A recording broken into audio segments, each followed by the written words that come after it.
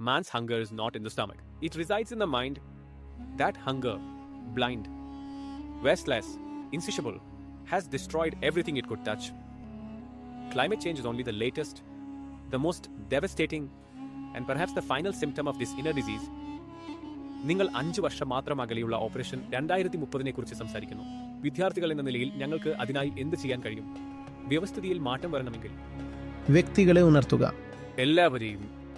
തീർച്ചയായും. അതല്ലാതെ വേറെന്ത് വഴിയാണുള്ളത്? മറ്റൊരു മാർഗവുമില്ല. പോളിസി തലത്തിൽ ഇത് ചെയ്യാമെന്ന് നിങ്ങൾ കരുതുന്നുണ്ടെങ്കിൽ അത് കേൾക്കാൻ രസമുണ്ടാകാം. But means nothing. കാരണം നിങ്ങൾ ലോ ഓഫ് എക്സിസ്റ്റൻസ് തന്നെ ലംഘിക്കാൻ ശ്രമിക്കുന്നു. മന്ത്രി അത് ചെയ്യുമെന്ന് പറയുന്നു. മന്ത്രി എന്തിനത് ചെയ്യണം?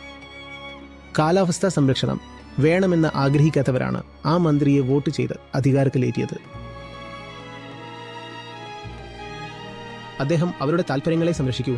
എന്തിനാണ് നിങ്ങളെ കേൾക്കുന്നത്? കൂടിപ്പോയാൽ ചുമ്മാ 2 വാക്ക് പറയുമായിരിക്കും. അതെ, നമ്മൾ കാലാവസ്ഥയ്ക്ക് വേണ്ടി എന്തെങ്കിലും ചെയ്യണം. ഫൈൻ ഫൈൻ എന്ന് അദ്ദേഹം പറയും. വേറൊന്നും ഉണ്ടാവില്ല.